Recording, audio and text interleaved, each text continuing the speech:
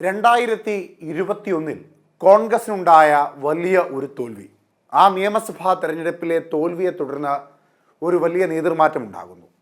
രമേശ് ചെന്നിത്തലയ്ക്ക് പകരം പ്രതിപക്ഷ നേതാവ് സ്ഥാനത്തേക്ക് വി ഡി സതീശൻ എത്തുന്നു. KPCC അധ്യക്ഷനായി K സുധാകരൻ എത്തുന്നു.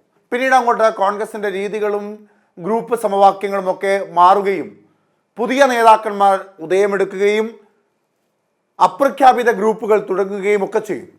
എ ഗ്രൂപ്പും ഐ ഗ്രൂപ്പും എയും ഐയും അല്ലാത്ത മറ്റു ചില നേതാക്കന്മാരുടെ പ്രധാന ഗ്രൂപ്പുകളുമൊക്കെയായി കോൺഗ്രസിൻ്റെ സജീവ ഗ്രൂപ്പ് അങ്ങനെ മുൻപോട്ട് പോകുക തന്നെ ചെയ്യുന്നു.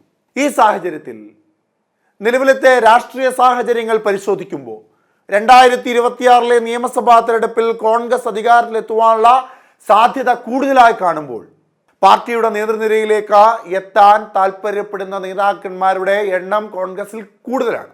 നിലവിൽ KPCC അധ്യക്ഷനായിരിക്കുന്ന K സുധാകരനെ ആ സ്ഥാനത്ത് നിന്ന് മാറ്റി അവിടേക്ക് മറ്റൊരു നേതാവിനെ കൊണ്ടുവരണം എന്ന ആവശ്യം പാർട്ടിക്കുള്ളിൽ സജീവമായി നിൽക്കുന്നു. ആ ചർച്ച പാർട്ടിക്കുള്ളിൽ സജീവമായി കൊണ്ടുവന്നത് പ്രതിപക്ഷ നേതാവ് വി ഡി സതീശനാണ് എന്നൊരു വാദം കോൺഗ്രസിനുള്ളിൽ നിന്ന് തന്നെ ഉയരുന്നുണ്ട്. പ്രതിപക്ഷ നേതാവ് വി ഡി സതീശനും ചെറുപ്പക്കാരായ ചെറുനിരയിലെ ചില മുഖങ്ങളും ഒരു ഭാഗത്തും, മറുഭാഗത്ത് കോൺഗ്രസിലെ മുതിർന്ന നേതാക്കന്മാരായ ചില നേതാക്കന്മാരും അവർക്ക് നേതൃത്വം നൽകുന്ന രമേശ് ചെന്നിത്തലയും, ഇങ്ങനെ നേർക്കുനേർ പോരാട്ടം വളരെ രഹസ്യമായി പാർട്ടിക്കുള്ളിൽ നടക്കുന്നുണ്ട് എന്നുള്ളതാണ് മറ്റൊരു പ്രധാനപ്പെട്ട കാര്യം. K സുധാകരനെ KPCCയുടെ അധ്യക്ഷ പദവിയിൽ നിന്ന് മാറ്റി അവിടേക്ക് ചെറുപ്പക്കാരായ ചുറുചുറുക്കുള്ള യുവ നേതാക്കന്മാരെ കൊണ്ടുവരണമെന്ന ആവശ്യം പാർട്ടിക്കുള്ളിൽ സജീവമായി നിന്നപ്പോൾ അവിടേക്ക് ഉയർന്നു കേട്ട 3 പ്രധാനപ്പെട്ട പേരുകൾ, ഒന്ന് മാത്യു കുഴൽനാടൻ്റെയും റോജി എം ജോണിൻ്റെയും ഹൈബീഡിൻ്റെയും പേരുകളാണ്. അതായത് പാർട്ടിയുടെ നേതൃനിരയിൽ ഒരു തലമുറ മാറ്റം ആവശ്യമാണ് എന്ന വാദം പാർട്ടിക്കുള്ളിൽ ബലപ്പെട്ടു വരുന്നു എന്ന് സാരം.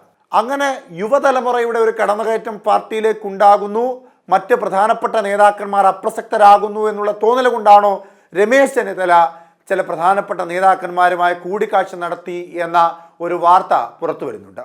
2026 കോൺഗ്രസിന് അധികാരം ലഭിക്കുവാനുള്ള സാധ്യത ഏറെ നിൽക്കുന്ന സാഹചര്യത്തിൽ അങ്ങനെ ഒരു മന്ത്രിസ്ഥാന രൂപീകരണം ഉണ്ടാകുമ്പോൾ അവിടേക്ക് ചെറുപ്പക്കാരുടെ കടന്നുകയറ്റം അധികമായി ഉണ്ടാകും എന്ന ചർച്ചയും സജീവമായി നിൽക്കുന്നു. അതായത് നിലവിൽ ഇപ്പോൾ കോൺഗ്രസിൽ ഗ്രൂപ്പ് തർക്കത്തിനേക്കാൾ അപ്പുറത്തേക്ക് പ്രവൃത്തി പരിചയമേറെയുള്ള മുതിർന്ന നേതാക്കന്മാർ ഒരു ഭാഗത്തും വി ഡി സതീശൻ നേതൃത്വം നൽകുന്ന ഒരു യുവനിര മറുഭാഗത്തും നിൽക്കുന്നു.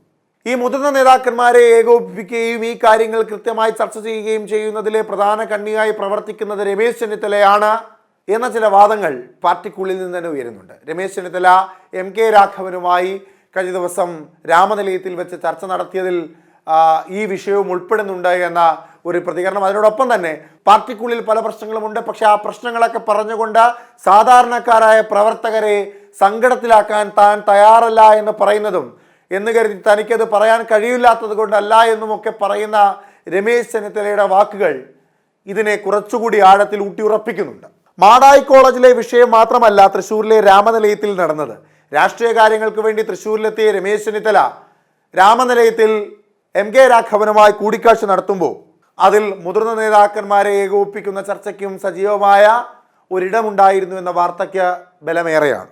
നിലവിൽ പാർട്ടിക്കുള്ളിലെ പല തീരുമാനങ്ങളിലും ഒരു കൂടിയാലോചന നടക്കുന്നില്ല എന്നും ആ കൂടിയാലോചന ഇല്ലാത്തത് കൊണ്ടുള്ള പല പ്രശ്നങ്ങളും പാർട്ടിക്കുള്ളിൽ ഉണ്ട് എന്നും രമേശ് ചെന്നിത്തല പറഞ്ഞു വെക്കുമ്പോൾ അതിൻ്റെ പ്രധാന ഉത്തരവാദികളായി മുൻപോട്ട് വരുന്ന പേരുകൾ ഒന്ന് KPCC അധ്യക്ഷനായ K സുധാകരൻ്റെയും മറ്റൊന്ന് പ്രതിപക്ഷ നേതാവ് വി ഡി സതീശൻ്റെയുമാണ്. പ്രതിപക്ഷ നേതാവ് വി ഡി സതീശൻ തൻ്റെതായ ഒരിടം സൃഷ്ടിക്കുകയും പാർട്ടിക്കുള്ളിലെ മറ്റ് നേതാക്കന്മാരുമായി ഒരു ചർച്ചയും ചെയ്യാതെ പാർട്ടി തീരുമാനങ്ങൾ സ്വീകരിക്കുന്നു എന്ന വാദം രമേശ് ചെന്നിത്തലയ്ക്ക് മാത്രമല്ല മറ്റു ചില പ്രധാന നേതാക്കന്മാരും പാർട്ടിക്കുള്ളിൽ നിന്ന് ഉയർത്തുന്നുണ്ട്. രമേശ് ചെന്നിത്തലയെ സംബന്ധിച്ച് പ്രതിപക്ഷ നേതാവ് വി ഡി സതീശൻ തൻ്റെ ഏറ്റവും പ്രധാനപ്പെട്ട പ്രതിപക്ഷ നേതാവ് എന്ന പദവിയിലേക്ക് കടന്നു വന്ന ഒരു നേതാവാണ്.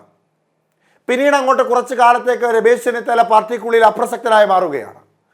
എന്തിനേറെ പാലക്കാട്ട് നടന്ന സജീവമായ രാഷ്ട്രീയ പോരാട്ടത്തിൽ രമേശ് ചെന്നിത്തലയ്ക്ക് ഉത്തരവാദിത്വം നൽകിയത് മഹാരാഷ്ട്രയിലായിരുന്നു. ആ മഹാരാഷ്ട്രയിൽ പരാജയം കൂടി ആയതോടുകൂടി രമേശ് ചെന്നിത്തലയുടെ സ്വാധീനത്തിന് മങ്ങലേൽക്കുന്നു എന്ന വാർത്തകൾ സജീവമായി വരുന്നു. രമേശ് ചെന്നിത്തലയുടെ നീരസം വി ഡി സതീശനോടാണ്. അതുകൊണ്ടാവണം PV അൻവർ അടക്കമുള്ള വി ഡി സതീശനോട് എതിർപ്പുള്ള പല നേതാക്കന്മാരെയും പാർട്ടിക്കുള്ളിലേക്ക് കൊണ്ടുവരുവാൻ ചില മുതിർന്ന നേതാക്കന്മാരുമായി കൂടിക്കാഴ്ച നടത്തിക്കൊണ്ട് തീരുമാനങ്ങൾ രമേശ് ചെന്നിത്തല എടുക്കുന്നത്. എന്നാൽ വി ഡി സതീശനോടുള്ള പാർട്ടിക്കുള്ളിലെ ചില നേതാക്കന്മാരുടെ എതിർപ്പിൻ്റെ കാരണത്താൽ നിലവിൽ എ ഗ്രൂപ്പും ഐ ഗ്രൂപ്പും ഒക്കെ കുറച്ചുകൂടി ശക്തി പ്രാപിക്കുന്നു, എന്നാൽ അതിലെ യുവ നേതാക്കന്മാർ വി ഡി സതീഷിനോടൊപ്പം നിൽക്കുന്നു എന്നുള്ള വാദങ്ങളും ശക്തമാകുന്നുണ്ട്.